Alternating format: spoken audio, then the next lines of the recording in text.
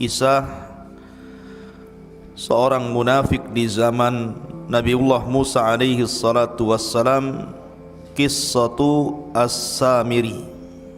Siapa Samiri itu? Sebelum kita masuk pada kisahnya Samiri yang membuat patung seperti anak sapi yang kemudian disembah oleh Bani Israel, saya akan urut dulu kisahnya. Di dalam Al-Quran Allah subhanahu wa ta'ala berfirman, wa idh faraqna bikumul bahra fa'anjaynakum wa aghraqna ala fir'auna wa antum tangdurun. Dan ingatlah ketika kami belah lautan untukmu, lalu kami selamatkan dirimu dan kami tenggelamkan Fir'aun dan para pengikutnya, sementara kalian menyaksikan dengan mata-mata kalian sendiri. Nabi Musa alaihi salatu wassalam ketika menyelamatkan Bani Israel dari perbudakan Fir'aun, maka Musa berhasil menyeberangkan Bani Israel dari Mesir mengarah ke Palestina melalui Laut Merah. Dan itulah mukjizat yang sangat masyhur dari Nabi Musa alaihi salatu wassalam, mampu membelah lautan dengan tongkatnya, tentu dengan izin Allah subhanahu wa ta'ala. Terbelah 12 jalan di lautan itu, karena Bani Israel 12 kabilah. Ketika kemudian betul-betul mereka dikejar Fir'aun dan mereka sudah sampai di ujung lautan, sementara Fir'aun itu masih di tengah lautan, disangkanya itu jalan biasa, bukan lautan yang terbelah. Ketika betul-betul Fir'aun dan pasukannya di tengah-tengah lautan, maka Musa alaihi salatu wassalam ketika itu berada di sampingnya malakul Jibril, malaikat Jibril yang membentuk seperti manusia, menggunakan pakaian putih, kuda putih, serba putih. Maka kata Jibril, tunggu dulu, biar betul-betul dia sampai di tengah dan semua pasukannya juga sampai di tengah. Baru ketika betul-betul ada di tengah, kata Jibril, sekaranglah kau pukulkan tongkatmu itu. Maka Musa memukulkan tongkat, tiba-tiba lautan menyatu, maka Fir'aun pun ditenggelamkan Allah subhanahu wa ta'ala di Laut Merah ini.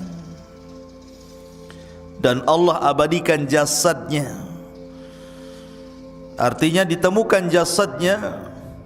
Kemudian jasadnya Fir'aun sampai hari ini menjadi pelajaran, dan kisah itu kisah beneran.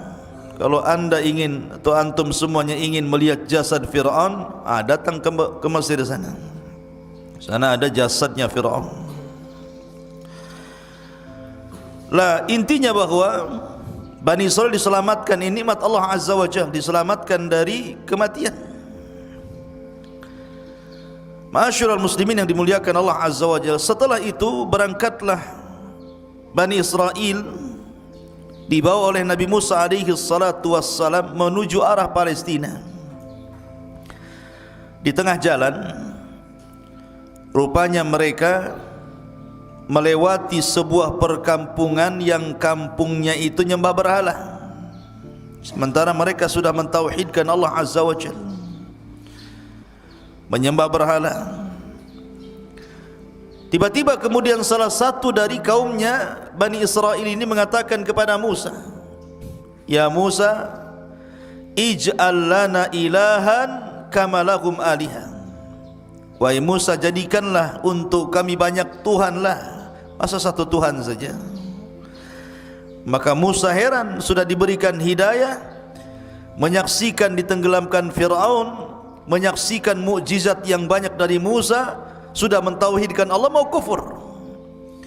Makanya Musa alaihi salatu wassalam mengatakan, innakum qaumun tajhalun, kalian ini kaum yang bodoh, sudah diberikan hidayah tauhid mau sesat pula. Akhirnya Musa pun marah kepada Bani Israel. Ketika Nabi Musa alaihi salatu wassalam sudah berada betul-betul di perbatasan, tinggal masuk saja ke Palestina itu, sudah sampai di padang pasir yang mendekati Palestina. Rupanya tidak bisa masuk ke Palestina. Kenapa demikian? Karena memang bumi yang disucikan itu di Palestina itu sudah dikuasai orang lain, di mana tidak mungkin Musa alaihi salatu wassalam membawa Bani Israel ke dalam Ardul Muqaddasah, bumi yang disucikan Palestina itu, kecuali harus berperang melawan sebuah kaum yang disebut dengan Jababirin minal Amalikah. Kaum Jababir dari Amalikah, dari kaum Amalikah itu yang menempati Ardul Muqaddasah, negeri Palestina. Jadi siapa yang menempati sebuah kaum Jababirin dari kabilah Amalikah, di situ sudah duluan menempati Baitul Maqdis. Maka kemudian Musa alaihi salatu wassalam diperintahkan untuk jihad. Jihad pertama kali. Sebelumnya Bani Israel tidak pernah perang. Kalian harus siap-siap perang, bertempur merebut Baitul Maqdis dari Amalikah. Bahkan Yusha ibn Nun yang ketika itu sangat dipercaya Nabi Musa alaihi salatu wassalam, yang menemani Musa saat pergi mencari Khidir adalah Yusha ibn Nun, pembantunya. Yusha ibn Nun mengatakan, ya qaumi idkhulu alaihim min babil Madinah kama amarakum yang surkumullahu fala ghaliba lakum. Wahai kaumku, masuklah kalian dari pintu depan, pintu kota, dan kalau seandainya kalian akan perang, maka Allah subhanahu wa ta'ala akan memberikan kemenangan dan tidak terjadi kekalahan kepada kalian. Tapi Bani Israel ini ketakutan, pengecut, tidak mau perang, takut mati. Akhirnya kemudian mereka mengatakan, lan nadkhulaha abada madamu fiha. Selama orang Amalikah itu masih ada di situ, kemudian kami harus perang melawan Amalikah, kami tidak akan masuk ke situ. Kemudian mereka pun lancang kepada Musa dan mengatakan, idhab anta wa rabbuka faqatila inna hahuna qaidin. Hei Musa, kalau engkau ingin perang, sono berangkat sendiri, ajak Tuhanmu perang berdua, kami nonton di sini siapa yang kalah siapa yang menang. Kurang ajar tidak tuh? Ya. Asal sama nabinya bilang begitu. Kalau kau mau perang, pergi sana sendiri katanya. Ajak Tuhanmu, perang berdua sana katanya. Kami enggak mau di sini. Karena mereka menolak, tidak mau perang, tidak mau berjihad, tidak mau mengambil Baitul Maqdis. Ini pula yang menyebabkan Allah subhanahu wa ta'ala mengazab Bani Israel. Dengan cara apa?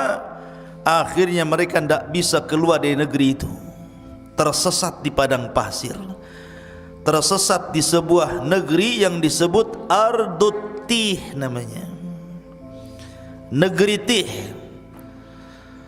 sebuah padang pasir kering kelontang, tidak ada tanaman, tidak ada tumbuhan, tidak ada air, tidak ada apapun, padang pasir, panas luar biasa.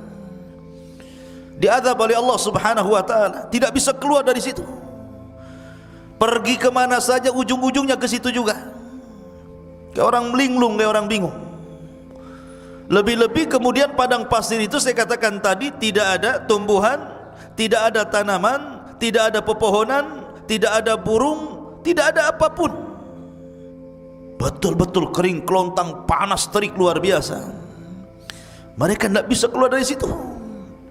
Tersiksa hidup mereka. Itulah disebut dengan tih. Berapa puluh tahun mereka diuji oleh Allah? Fa innaha muharramatun alaihim arba'ina sanatan yatihuna fil ardi fala ta'sa 'alal qaumil fasiqin. Dan negeri Tih itu digambarkan dalam surah Al-Maidah ayat 26. Yatihun, maksudnya di negeri Tih. Allah berfirman, maka negeri itu terlarang buat mereka selama 40 tahun. Mereka akan mengembara kebingungan di bumi itu. Maka janganlah engkau wahai Musa bersedih hati memikirkan nasib orang-orang fasik itu. Biarkan saja mereka kebingungan seperti itu. Diajak perang tak mau. Ya. Akhirnya Allah uji mereka dengan diletakkan di bumi Tih, bumi kebingungan. Ma'asyiral muslimin, ikhwan akhwat yang dimuliakan Allah Azza wa Jalla. Ketika mereka tidak bisa keluar dari situ, terpaksalah mereka tinggal di situ.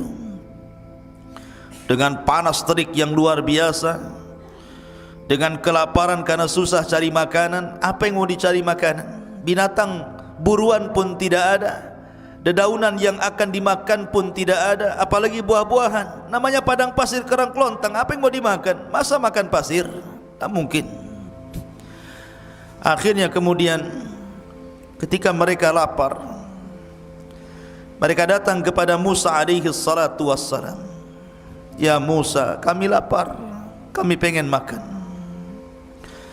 Tolonglah berikan kepada kami makanan. Berdoalah kepada Rabbmu agar diturunkan makanan kepada kami. Subhanallah, Allah karim.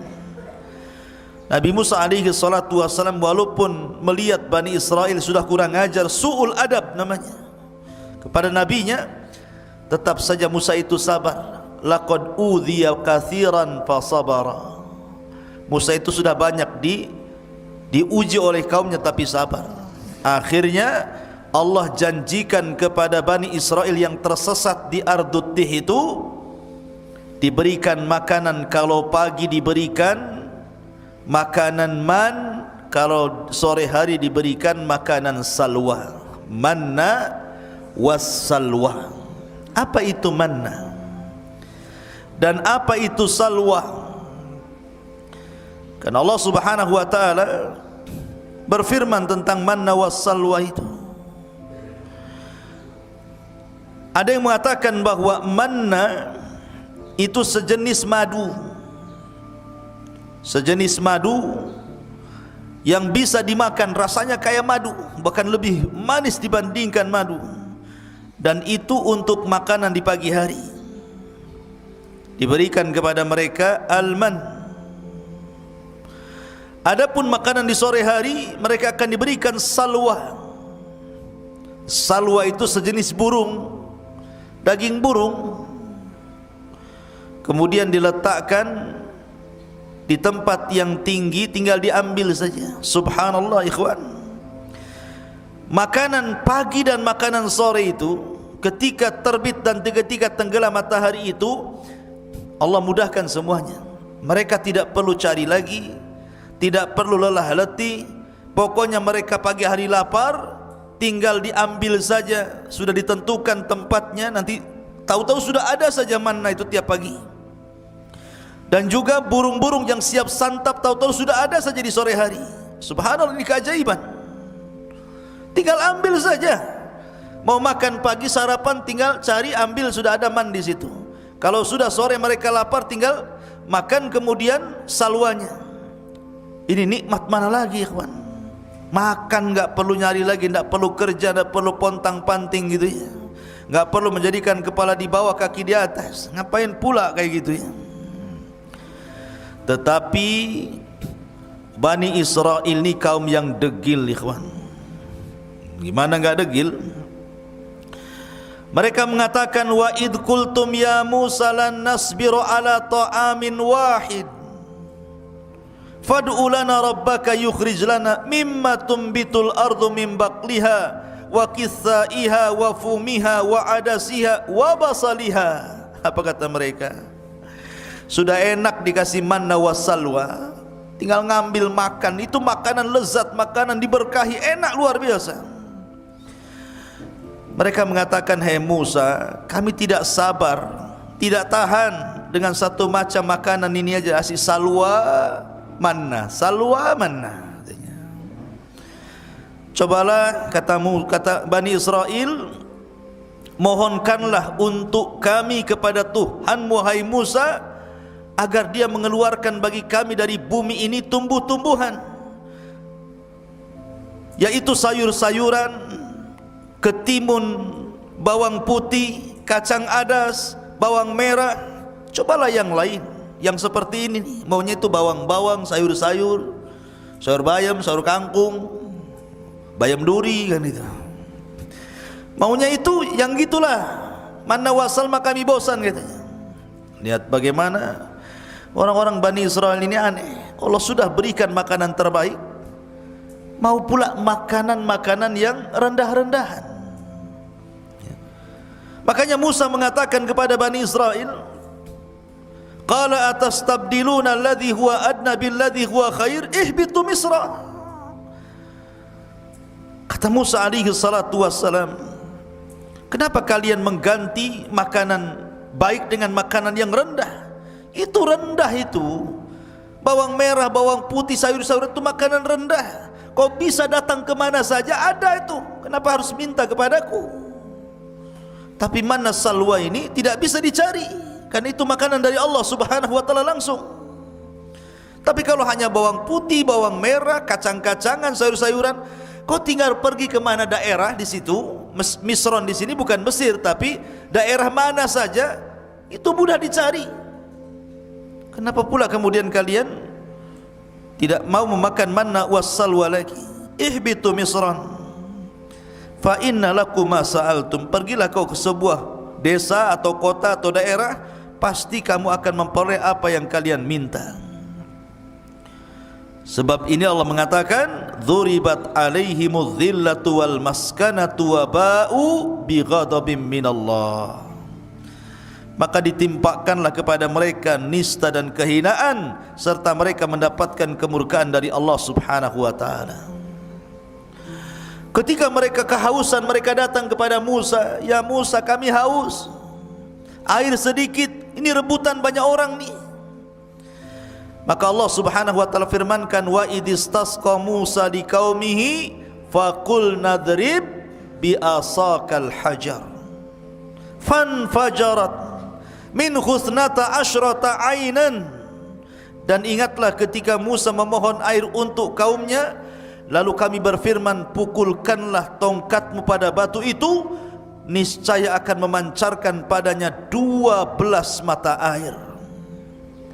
Maka Musa pun kemudian memukulkan ke batu di padang pasir itu, keluar 12 sumur. Kenapa? Karena kabilah Bani Israel ada 12, jadi jangan rebutan. Kamu punya sumur masing-masing nih. Ya, kamu jangan kabilah ini, jangan kau minum di sini, sumurmu yang sana. Jadi jumlah sumur disesuaikan dengan jumlah kabilah. Kemudian mereka mengatakan, "Ya Musa, panas, ini padang pasir, enggak ada pohon untuk bernaung, kami hanya di tenda-tenda panas." Akhirnya mereka pun kemudian meminta kepada Musa alaihi salatu wassalam agar Allah menaungi mereka. Makanya Allah mengatakan, "Wa dhallalna 'alaikumul ghamam wa anzalna 'alaikumul manna wassalwa." Dan kami naungi kalian dengan awan. Tiba-tiba ada awan yang menghalangi antara kepala mereka dengan matahari, sehingga mereka tidak kepanasan lagi. Kurang apa nikmatnya Bani Israel? Mereka panas dikasih awan menaungi mereka sehingga tidak tersengat matahari. Mereka minum, Musa alaihi salatu wassalam kemudian memukulkan tongkat, keluar sumber mata air. Mereka lapar, Allah turunkan manna dan salwa. Dalam riwayat, mereka pun meminta baju, karena bajunya sudah lama mereka pakai gitu, enggak ganti-ganti. Tuh, bayangkan sampai minta baju, ya, baju lebaran. Sampai kemudian bukan hanya itu saja, mereka meminta macam-macam kepada Musa alaihi salatu wassalam.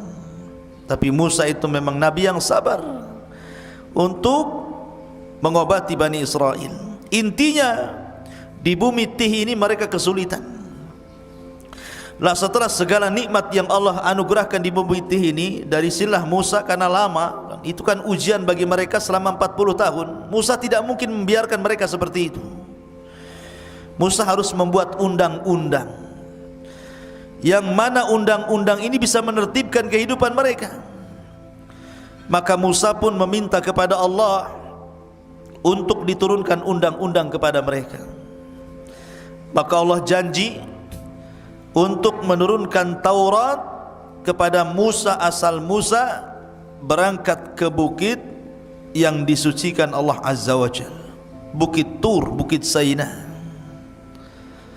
Akhirnya Musa alaihi salatu wassalam diperintahkan Allah untuk berangkat selama 30 hari meninggalkan Bani Israel untuk mendapatkan mandat Taurat. Ketika itu Bani Israel diserahkan kepada adiknya Harun. Berangkat Nabi Musa selama 30 hari. Ma'asyiral muslimin, ikhwan akhwat yang dimuliakan Allah Subhanahu wa taala. Maka selama 30 hari itu Nabi Musa berpuasa. Ada yang mengatakan 30 hari berpuasa itu bertepatan dengan bulan Dzulqa'dah. Satu bulan Dzulqa'dah Nabi Musa berpuasa. Ketika sampai di bukit Tur, Bukit Sainah, maka Musa pun beriktikaf di bukit itu selama 30 hari 30 malam, berpuasa terus, tidak membatalkan puasanya, karena tahu akan berjumpa dengan Allah. Ketika sampai di tanggal 30, sebagaimana ditetapkan oleh Allah Subhanahu wa taala, tiba-tiba Nabi Musa membatalkan pula puasanya. Bukan tidak ada alasan, karena alasan Nabi Musa kenapa membatalkan puasa di hari ke-30, karena takut kalau seandainya dia bicara dengan Allah mulutnya bau. Karena orang puasa itu kan mulutnya tidak sedap. Tiba-tiba ketika dia hendak membatalkan puasanya karena sebab itu, maka Allah Subhanahu wa taala melarang dan mengatakan, wahai Musa, jangan kau batalkan puasamu, fa inna luhufa fammis saim atyab indallah min rihil miski, karena bau mulutnya orang yang berpuasa itu lebih harum di hadapan Allah dibandingkan minyak kasturi. Di hadapan Allah, jangan di hadapan kawan antum, baulah. Di hadapan Allah, ya, kalau di hadapan makhluk tergantung sahur antum. Sahur jengkol bau jengkol, sahur pete bau pete, ya. Takkan sahur jengkol bau kasturi, ya. Maksudnya di hadapan Allah lebih harum dibandingkan minyak kasturi. Akhirnya Musa pun diperintahkan Allah Azza wa Jal untuk menambah lagi 10 hari, untuk menambah 10 hari. Maka genap Musa di bukit Tur Sinai itu berapa hari? 40 malam 40 hari. 40 malam 40 hari Nabi Musa alaihi salatu wassalam berada di bukit Tur untuk mendapatkan mandat Taurat. Makanya Allah Subhanahu wa taala berfirman mengenai hal ini, tentang masalah Taurat ini, walaqad jaa Musa limiqatina wa kallamahu rabbuhu qala rabbi arini anzur ilaik. Dan ingatlah ketika kami berjanji kepada Musa untuk memberikan Taurat sesudah 40 malam. Setelah 40 malam, wa wa'adna Musa 30 lailatan, awalnya kami janjikan kepada Musa 30 malam, wa atmamnaha bi ashrin, dan kami meminta untuk menyempurnakan dengan 10 malam lagi, berarti 40 malam. Fatamma miqatu rabbih arba'ina laila, maka sempurnalah pertemuan antara Musa dengan Rabbnya arba'ina lailatan, 40 malam. Maksudnya gini, yang 30 itu bulan Dzulqa'dah, yang 10 itu bulan Dzulhijjah. Berarti di malam ke-40 bertepatan dengan Idul Adha, karena yang 30 hari bulan Dzulqa'dah, yang 10 hari 10 awal bulan Dzulhijjah. Berarti hari ke-40-nya ketika Taurat turun itu di Idul Adha. Idul Adha tanggal 10 Dzulhijjah, dan di sini pula Allah menyempurnakan Islam dengan menurunkan surat Al-Maidah, Al-yawma akmaltu lakum dinakum wa atmamtu alaikum ni'mati wa raditu lakumul Islam madina. Pada hari ini kusempurnakan agamaku Islam, kusempurnakan nikmatku Islam, dan kuridhai Islam sebagai agama kalian. Maka setelah mendapatkan Taurat, tiba-tiba Musa alaihi salatu wassalam berkeinginan untuk ingin menatap Rabbnya, ingin melihat Rabbnya kayak apa yang selama ini selalu bicara di balik tabir, dan tabirnya Allah adalah cahaya. Pengen tahu kayak apa bentuknya, kayak apa wajahnya. Akhirnya Musa mengatakan, Rabbi arini anzur ilaik, ya Rabb, bisakah kau tampakkan dirimu kepadaku biar aku bisa melihatnya? Maka Allah Subhanahu wa taala mengatakan, lan tarani walakin dur ilal jabal fa in istaqarra makanah fasawfa tarani falamma tajalla rabbuhu lil jabali ja'alahu dakka wa kana Musa sa'iqa wa kharra Musa sa'iqa falamma afaqa qala subhanak tubtu ilaika wa ana awwalul mu'minin. Kata Allah Subhanahu wa taala, ya Musa, engkau enggak mampu melihatku. Bukan aku tidak bisa dilihat, matamu yang enggak sanggup melihatku, kata Allah.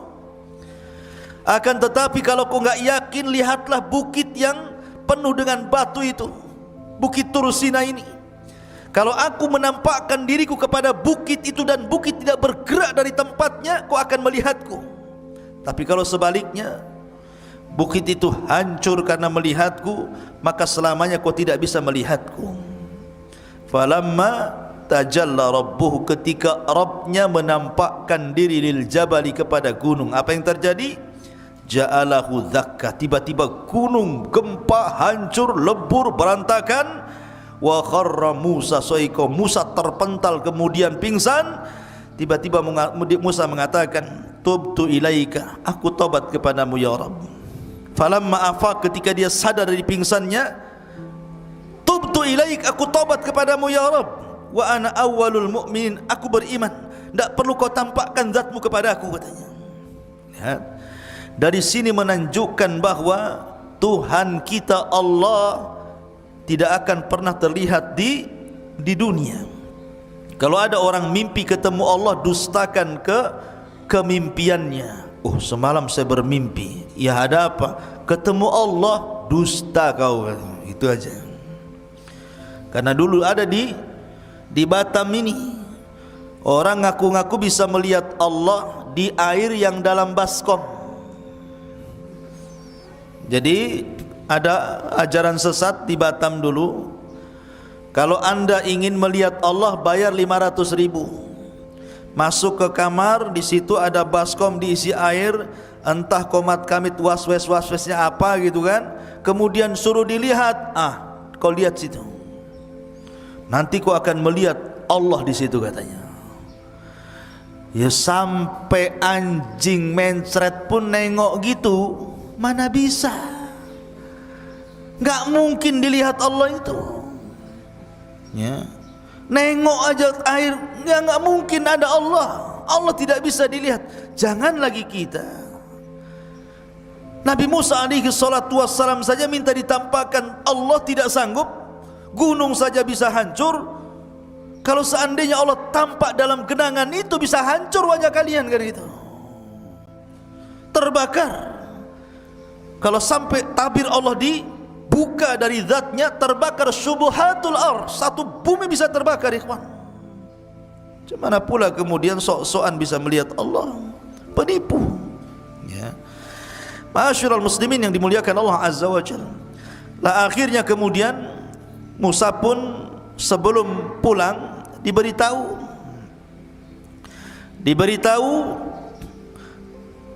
bahwa Samiri, ini kisahnya, bahwa Samiri 10 hari sudah berhasil menyesatkan Bani Israel. Allah Subhanahu wa taala mengatakan tentang kisah Samiri ini, wa ma'ajalaka an qaumika ya Musa, dan mengapa engkau datang lebih cepat dari kaummu hai Musa. Qala hum ulai ala athari wa ajiltu ilaika rabbi litarda. Dia Musa berkata, itu mereka sedang menyusulku, aku akan segera datang kepadamu Tuhanku, karena engkau ingin dan karena aku ingin mendapatkan ridhamu. Kemudian qala fa inna qad fatanna qaumaka min ba'dika wa adhallahumus Samiri. Dan Allah berfirman, sungguh kami telah menguji kaummu wahai Musa setelah engkau tinggalkan selama 40 malam, dan mereka telah tersesatkan oleh Samiri. Jadi begini, ketika Musa berangkat meninggalkan Bani Israel berapa hari tadi? 30 hari. Kemudian disempurnakan 10 hari menjadi 40 hari. Jadi dari 30 hari itu Samiri belum buat ulah tuh. Samiri buat ulah itu 10 hari ketika Nabi Musa menambah hari puasanya. Mereka sesat selama 10 hari. Bayangkan, hidayah itu milik Allah ikhwan. Mereka mengikuti Musa bertahun-tahun, disesatkan dengan Samiri cuma 10 hari saja. Bagaimana cara menyesatkannya? Samiri ini terjadi khilaf para ulama siapa Samiri. Ada yang mengatakan Samiri ini salah satu dari Bani Israel. Ada yang mengatakan Samiri itu artinya dia bukan dari Bani Israel, dia kaum Kibti, kaumnya Fir'aun, tapi mengikuti ajaran Musa.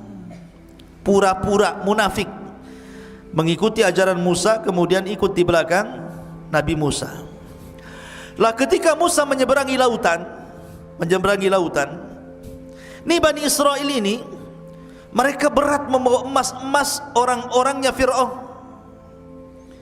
Jadi ada sebagian emas-emas itu diambil dari tetangga-tetangga mereka waktu di Mesir. Ada yang pinjam uang mereka kan berupa dinar, emas gitu ya. Ada yang kemudian pinjam, ada yang kemudian bekerja dapat gaji duluan, kerjanya belum selesai. Pokoknya banyak. Intinya bahwa itu emas-emas itu tidak boleh dibawa karena bukan hak mereka. Maka mereka bertanya kepada Nabi Musa, bagaimana dengan emas-emas kami wahai Musa? Apakah ini halal untuk kami? Kata Musa, tidak halal. Emas-emas itu harus kalian buang di lautan ini. Jadi ketika mereka berjalan di lautan itu yang sudah jadi jalan, dibuanglah emas-emas itu sampai ke pinggir sana. Lah Samiri melihat ada buang emas banyak-banyak. Oh, ini emas banyak, kenapa pula dibuang-buang katanya. Diambilnya, dikutipnya satu-satu, akhirnya dapatlah satu karung emas-emas yang dilempar-lempar itu. Kemudian setelah itu Samiri melihat ada orang berbaju putih, berkuda putih di samping Musa, dan seolah-olah dia pula yang memberikan instruksi. Kata orang putih begini, maka Musa akan begini. Kata orang putih begitu, maka Musa akan begitu. Samiri kaget, kenapa Musa diperintahkan orang itu? Dari sini Samiri curiga, karena memang itu jelmaan malaikat, utusan Allah Azza wa Jalla. Diperhatikan terus orang ini. Kemudian diperhatikan kudanya, dan apabila kuda itu melangkah, bekas langkahnya itu, bekas pijakannya itu, tanahnya diambil sama dia. Diambil kemudian ditaruh di kresek di bawah. Jadi ketika Nabi Musa alaihi salatu wasallam berangkat meninggalkan Bani Israel, kemudian digantikan oleh Nabi Allah Harun alaihi salatu wassalam, maka mulailah berulah Samiri selama 10 hari ini. Emas yang tadi dikutip itu oleh Samiri kemudian dibakar, kemudian dicetak, kemudian jadilah anak sapi, patung anak sapi yang membentuk Samiri. Kenapa anak sapi? Karena orang-orang Mesir itu menjadikan sapi itu Tuhan. Makanya orang-orang India sampai hari ini ada orang yang nyembah sapi itu. Jadi daerah-daerah tertentu di India itu, kalau ada sapi kemudian masuk ke pasar, makan kangkung, makan bayam, jangan diusir, itu Tuhan lagi makan. Ya, macam-macam. Di India itu banyak, ya, sesembahan salah satunya sapi disembah. Ada juga yang nyembah ular sendok di sana itu. Ya. Jadi akhirnya kemudian dibentuklah patung anak sapi itu. Ketika sudah jadi patung anak sapi itu, kemudian ditenggerkan di tengah-tengah lapangan Bani Israel. Dia kan punya tanah. Tanah itu bekas pijakannya kaki kudanya Jibril. Dimasukkan ke mulutnya tanah itu. Subhanallah. Keajaiban, tiba-tiba patung anak sapi yang terbuat dari emas itu hidup pula. Makanya Allah mengatakan lahu khuwar, hidup, tapi tidak sempurna, hanya mengeluarkan suara. Gimana suara sapi? Pi gitu. Bukan. Ya. Jadi keluar suara sapi. Lah, Bani Israel ini kaget, kok bisa patung terbuat dari emas berbentuk anak sapi diingatkan kepada sembahan orang-orang Mesir tiba-tiba hidup. Karena sebagian Bani Israel masih kurang mantap imannya.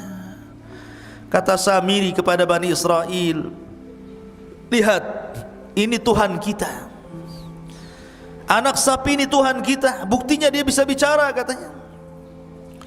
Mereka mengatakan, lalu Nabi Musa siapa? Dan kemana? Bukankah dia ingin membuktikan ketuhanannya? Kata Samiri, Musa salah. Yang benar ini Tuhannya, bukan apa yang didakwahkan Musa. Lihat, Musa salah tempat, jauh-jauh ke Bukit Tur untuk mencari Tuhannya, padahal Tuhannya ada di sini katanya. Ini Tuhannya anak sapi ini. Dari situlah akhirnya ada yang mengatakan 70.000 sekian gitu, Bani Israel pun murtad. 10 hari menyembah patung anak sapi. Ya, sebagian mereka murtad dan sebagian mereka bertahan. Ah, ini enggak percaya, kami harus tanya dulu Musa, apakah ini Tuhan atau bukan. Yang sebagian lagi tetap mengatakan bukan Tuhan. Jadi manusia ketika itu terbagi menjadi 3. Ada yang tetap di atas tauhid, tidak mau menyembah patung anak sapinya yang dibuat oleh Samiri. Yang satu justru ada yang langsung menuhankan patung anak sapinya Samiri. Kemudian yang ketiga masih nunggu, masih ragu-ragu. Ah, tunggu, tanya dulu, nunggu Musa datanglah. Kalau memang kata Musa ini Tuhan kami sembah, kalau enggak. Akhirnya kemudian Musa sudah diberitahu sama Allah bahwa kaumnya sudah disesatkan Samiri. Udah marah, pengen balik saja Musa tuh. Masalahnya Musa tidak mau menyalahkan Bani Israel, tapi mau menyalahkan abangnya Harun. Ngapain saja Harun itu? Masa baru ditinggal 40 hari sudah murtad? Akhirnya pertama kali dia marah kepada Harun. Datanglah Musa dari safarnya membawa papan Taurat. Faraja'a Musa ila qaumihi ghadbanan asifan. Qala ya qaumi alam ya'idukum rabbukum wa'dan hasanan. Afa atala alaikul ahdu am aradtum an yahilla alaikum ghadab min rabbikum fakhlaftum maw'idi. Musa pun mengatakan, kemudian Musa kembali kepada kaumnya dengan marah, bersedih hati. Musa berkata, wahai kaumku, bukankah Tuhanmu telah menjanjikan kepadamu sebuah janji yang baik?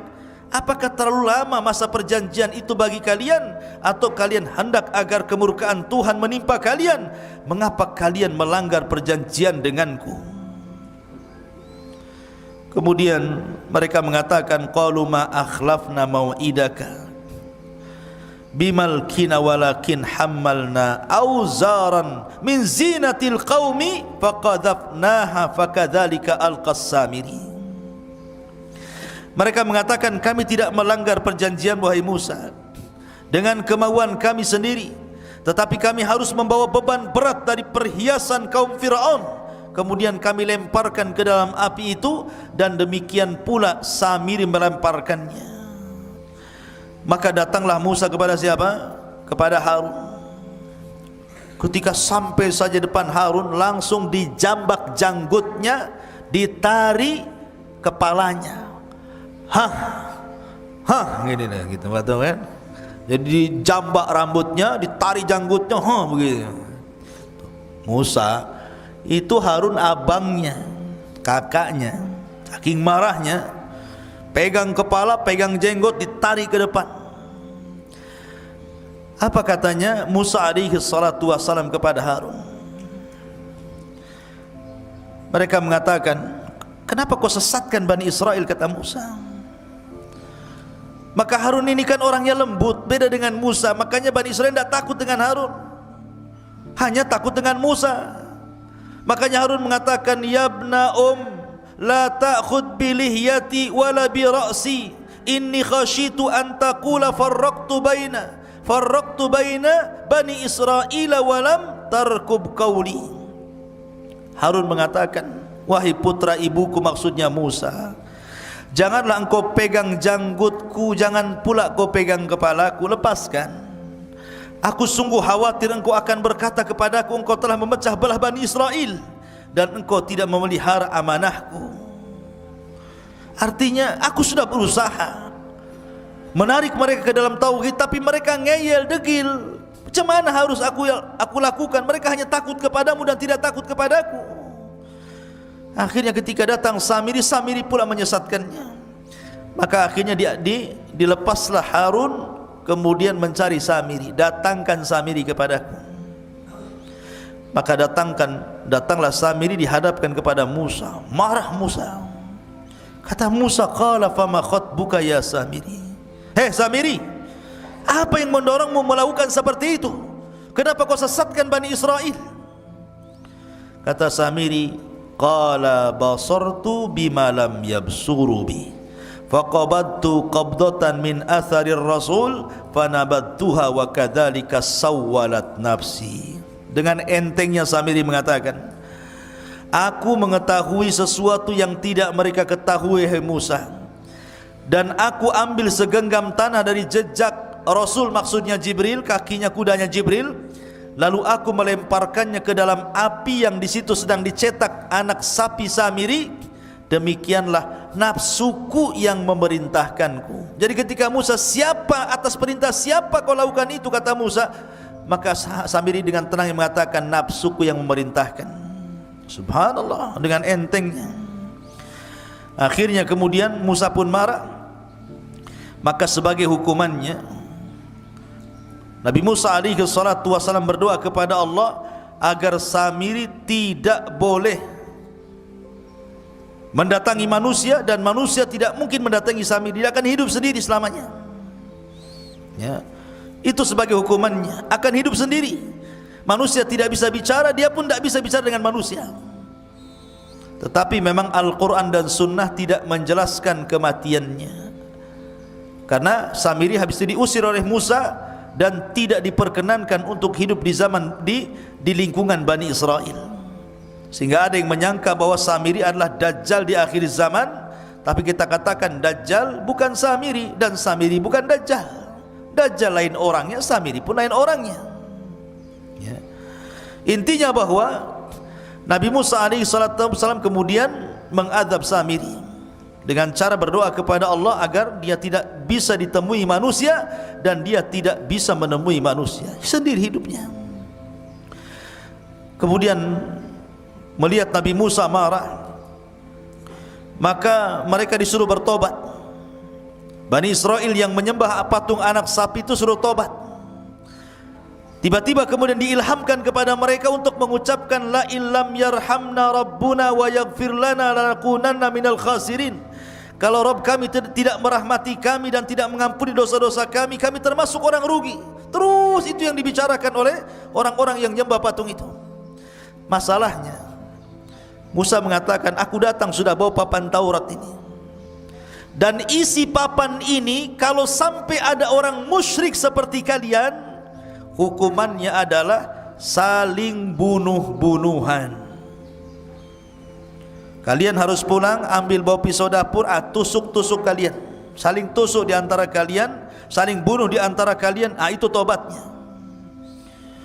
Karena Allah mengatakan, wa idh qala Musa liqaumihi, wa idh qala Musa liqaumihi, dan ketika Musa berkata kepada kaumnya, ya qaumi innakum zalamtum anfusakum bittikhadikumul ijla fatubu ila bari'ikum faqtulu anfusakum dzalikum khairul lakum inda bari'ikum fataba alaikum ila akhiril ayat. Wahai kaumku, karena kalian sudah menzalimi diri kalian menyembah patung anak sapi, tobat kalian. Tapi tobatnya faqtulu anfusakum, bunuh diri-diri di kalian. Mak, tobatnya ngeri. Kalau antum di dalam Islam, kalau orang datang ke dukun kemudian menyesal, tinggal balik syahadat, balik ke Islam. Ini tidak. Kalau orang sudah melakukan kesyirikan, maka cara tobatnya harus saling membunuh.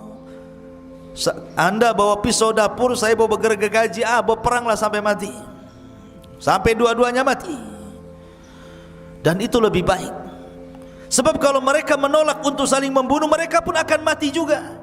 Karena ketika mereka menolak untuk saling membunuh, maka mereka teringat dengan Nabi Musa. Musa pernah mengangkat bukit Tur, kemudian diletakkan di atas kepalanya. Tobat atau dilempar bukit ini katanya. Kalau tidak tobat mati juga kena gunung, kalau tobat mati juga, sama-sama mati. Masalahnya kalau tobat mati, mati syahid. Tapi kalau mati kena lempar gunung, mati sangit namanya, enggak syahid kan gitu, karena kena azab ya. Akhirnya mereka perang saling bunuh-bunuhan, dan itu lebih baik bagi mereka. Matilah hampir 7.000 Bani Israel gara-gara menyembah patung anak Samiri ini. Ya, jahatnya Samiri, munafik, menyesatkan. Akhirnya kemudian Nabi Musa pun setelah kasus Samiri ini tetap masih tidak bisa keluar dari Ardut Tih itu, maka Allah Subhanahu wa taala takdirkan Musa pun meninggal. Tapi sebelumnya Harun meninggal, baru kemudian Musa. Bagaimana Harun meninggal? Dikatakan oleh ahli tafsir, jadi suatu ketika Nabi Musa dan Harun ini naik ke atas bukit, meninggalkan Bani Israel karena lelah gitu kan, ingin santai berdua saja, naik ke atas bukit. Tiba-tiba di atas bukit itu melihat ada pohon di situ. Kemudian tiba-tiba Harun alaihi salatu wassalam mengatakan, ya Musa inni uhibbu an anama ala hadas sarir. Dan di bawah pohon itu kayak ada tikar, sudah ada tikar, ada pohon, ada tikar. Kata Harun, ya Musa, kayaknya saya ingin tidur di sini katanya. Kata Nabi Musa, nam alaih, silahkan tidur. Tapi kemudian Harun mengatakan, inni akhafu ayyatiya rabbu hadal bait fayaghdhabu alayya. Tapi aku takut wahai Musa, kalau seandainya aku tidur di sini, tiba-tiba Rabb pemilik rumah ini kemudian datang dan murka kepadaku. Kata Musa, la tarhab, jangan takut, aku akan melindungi dirimu, tidur saja. Kata Harun mengatakan, ya Musa, kau juga tidurlah di sini di sampingku. Jadi kalau ada apa-apa kau bertanggung jawab. Akhirnya kemudian Nabi Harun tidur, Musa pura-pura tidur. Rupanya Allah Subhanahu wa taala mengirim malakul maut. Ketika tidur itulah Harun dicabut nyawanya, kemudian diangkat ke langit dengan tikar-tikarnya sekali. Itu dalam sebuah riwayat yang dikatakan oleh Imam As-Sudi. Tapi dalam riwayat yang lain, riwayat Ali bin Abi Thalib radhiyallahu an, Intinya ketika Harun dan Musa meninggalkan Bani Israel, tiba-tiba kemudian Allah mengurum malakul maut.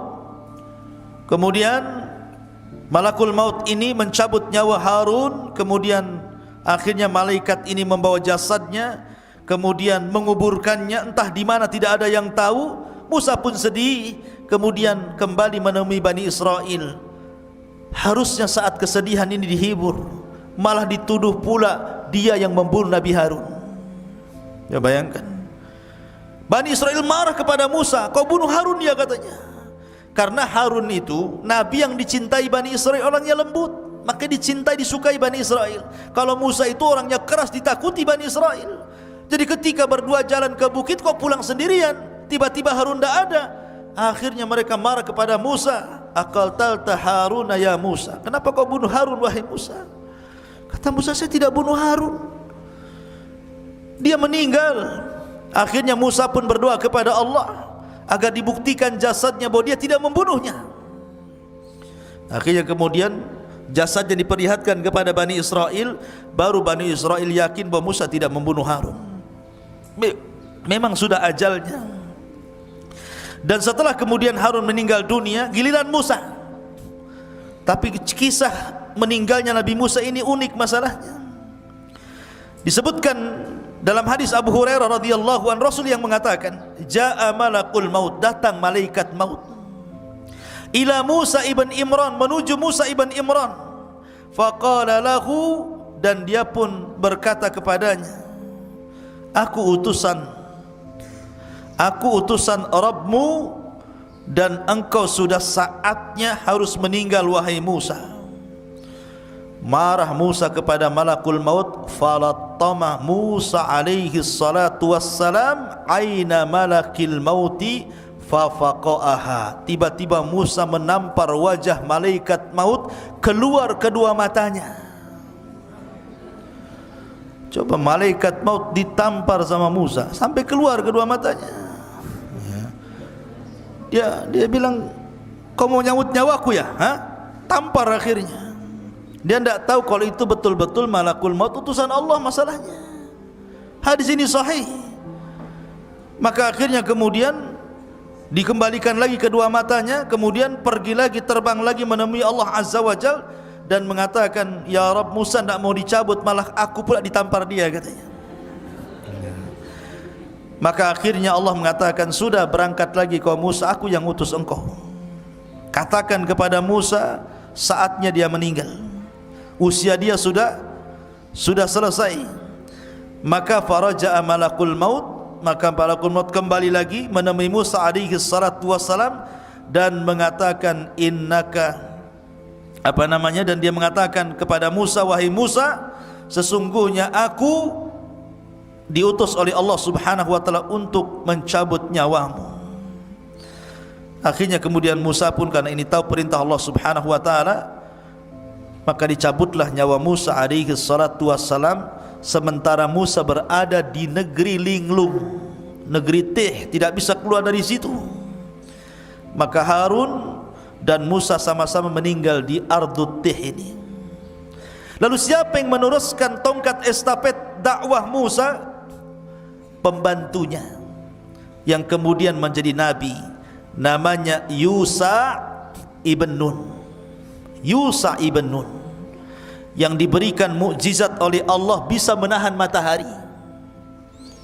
Bagaimana kisahnya? Jadi ketika kelompok-kelompok pengecut yang diajak perang itu sudah mati semuanya, generasi-generasi itu mati semuanya, datang generasi baru, anak-anak muda pemberani dipimpin Yusa bin Nun, baru mereka mau perang. Ketika itu mereka menyerbu orang-orang Amalika yang menguasai Al-Quds, Baitul Maqdis. Ketika kemudian peperangan hampir dimenangkan, tiba-tiba masuk di hari Jumat, sudah hampir tenggelam matahari, dan mereka dilarang tidak boleh perang hari Sabtu masalahnya, karena hari Sabtu bagi orang Yahudi itu hari yang diagungkan. Makanya nanti kita akan kisahkan tentang kisah Ashabus Sabti, orang yang diadab di hari Sabtu. Jadi matahari tinggal tenggelam. Ini kalau tenggelam di Jumat sore berarti sudah masuk Sabtu. sementara ini sudah mau menang. Akhirnya berfikirlah Yusha ibn Nun, maka dia menatap matahari dan mengatakan, inni ma'mur kama annaki ma'mur. Aku diperintahkan Allah sebagaimana kau juga diperintahkan Allah. Tolong jangan tertenggelam dulu sampai Allah menangkan perangnya. Maka matahari di situ saja tidak bisa tenggelam sampai perang betul-betul menang, baru kemudian tenggelam. Maka ini mukjizatnya Yusha ibn Nun, bisa menahan matahari. Kalau antum jangan pergi matahari, ya tetap saja matahari pergi. Atau antum yang pergi ke matahari, kemana? Ke Nagoya sana, ada matahari ya. Tapi bukan matahari di atas ya. Jadi Yusha ibn Nun yang kemudian berhasil menguasai Baitul Maqdis dan Bani Israel bisa masuk ya. Disitulah kisah bagaimana Samiri menyesatkan Bani Israel sampai kepada kisah Yusha ibn Nun. Dan kisahnya panjang tentang masalah Bani Israel, karena nanti ada masa-masa yang disebut dengan Ahdul Qudha, ada masa-masa yang disebut dengan Ahdul Mulukul Awal, ada namanya Ahdul Mulukul Thani, dan begitu seterusnya. Seperti Ahdul Qudha itu setelah wafatnya Yusha ibn Nun, maka Bani Israel terpecah menjadi beberapa kabilah tuh ya. Tetapi mereka masih dipimpin oleh Nabi, dan Nabi yang terakhir yang memimpin adalah Nabi Samuel. Itu Nabi yang terakhir memimpin. Tapi karena Bani Israel pusing, bosan dipimpin para Nabi, akhirnya kemudian minta dipimpin raja.